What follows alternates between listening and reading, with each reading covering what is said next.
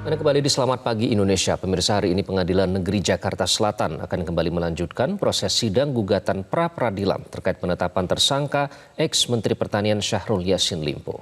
Di persidangan Senin kemarin, kuasa hukum Syahrul meminta hakim memutuskan status penetapan tersangka kliennya tidak sah serta tidak sesuai ketentuan undang-undang karena tidak menggunakan bukti-bukti dari proses penyidikan. Lantas seberapa besar peluang gugatan Syahrul Yassin Limpo akan dikabulkan?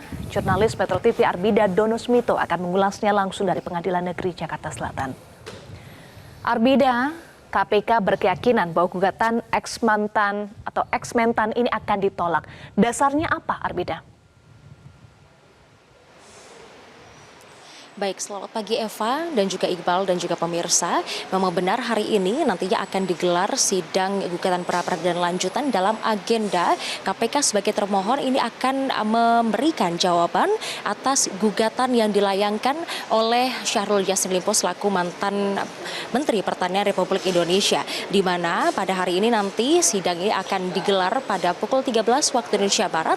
Nanti akan digelar di ruang sidang 3, ruang Kusuma Atmaja di Pengadilan Negeri Jakarta Selatan. Terkait dengan seberapa yakin KPK nantinya akan yakin bahwa gugatan pra-peradilan yang diajukan oleh Syahrul ini akan ditolak oleh hakim tunggal yaitu Al-Hakim Alimin Ribut Sujono. Ini sudah dikonfirmasi oleh Kepala Bagian Pemberitaan KPK yaitu Ali Fikri yang menyatakan atau mengungkapkan lewat pesan tertulisnya kepada awak media bahwa pihaknya atau KPK sebagai termohon ini sangat yakin bahwa gugatan pra-peradilan yang dilayangkan oleh Syahrul Yassin Limpo ini nantinya akan ditolak oleh hakim tunggal, di mana mengapa KPK sangat yakin dikarenakan menurut Ali Fikri pihaknya ini sudah melakukan segala prosedur ini mematuhi hukum acara pidana dan juga ketentuan yang berlaku termasuk juga mematuhi SOP yang ada di KPK seperti halnya saat melakukan penyidikan perkara hingga menetapkan tersangka terhadap Syahrul Yassin Limpo. Adapun juga Kepala Bagian Pemberitaan KPK tersebut ini menyebutkan bahwa hari ini pihaknya yaitu tim Biro Hukum KPK pun juga sudah menyiapkan jawaban dengan matang untuk nantinya akan dibacakan pada agenda sidang hari ini. Eva. Ya, Arbida, bisakah Anda ulas lagi akar kasus yang menjerat Syahrul dan dugaan keterkaitan Ketua KPK Firly Bahuri dalam kasus ini?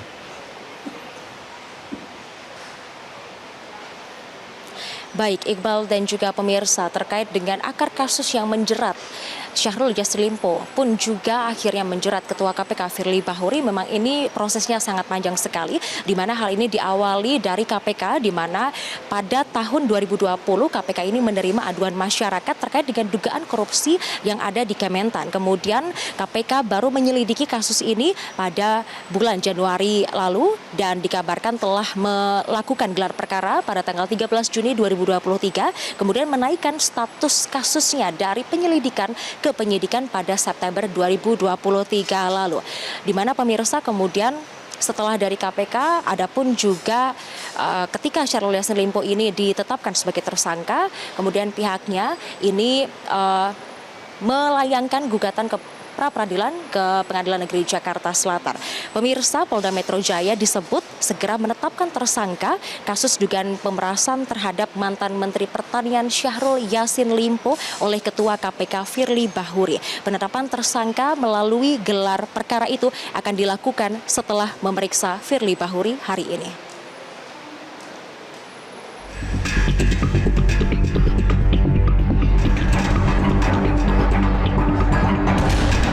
Saya main bulu tangkis di tempat bulu tangkis dan banyak orang. Jadi tidak mungkin kalau Anda memberikan uang kepada saya atau ajudan. Ini ajudan saya nih. Akan dilakukan gelar perkara penetapan tersangka. Penyidikan ini adalah serangkaian tindakan penyidik untuk mencari dan mengumpulkan bukti, ya, yang dengan bukti itu membuat terang tindak pidana yang terjadi. Dilarang dengan alasan apapun tidak diperkenankan ya. Pimpinan KPK itu bertemu dengan orang yang sedang berperkara.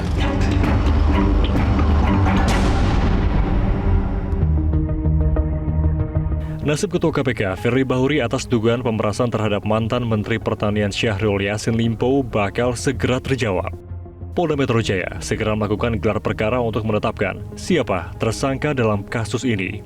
Namun polisi belum memastikan kapan gelar perkara itu bakal dilakukan.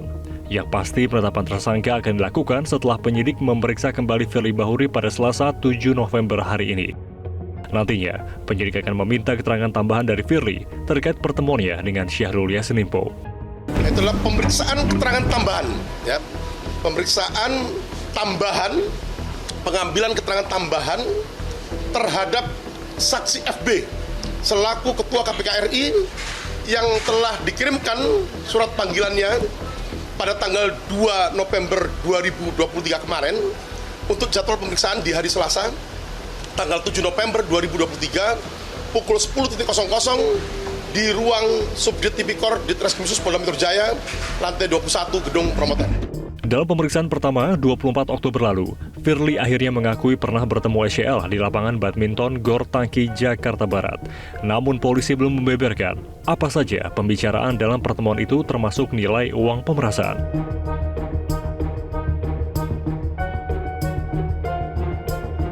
Namun kali ini nampaknya Firly juga tidak bisa membantah soal pertemuannya dengan SYL di rumah yang disewa di Jalan Kertanegara 46 Jakarta Selatan. Polisi membenarkan ada pertemuan keduanya di rumah yang disebut safe house oleh Firly itu. 30 Oktober lalu di gedung KPK, Syahrul Yassin Limpo memang mengakui bertemu Firly di Kertanegara saat ditanya oleh awak media. Namun berbeda dengan Firly yang justru membantah mentah-mentah pertemuan itu. Tim Liputan Metro TV. Eva, Iqbal. Baik, terima kasih Arbida Donosmito untuk informasi Anda. Jelajahi cara baru mendapatkan informasi. Download Metro TV Extend sekarang.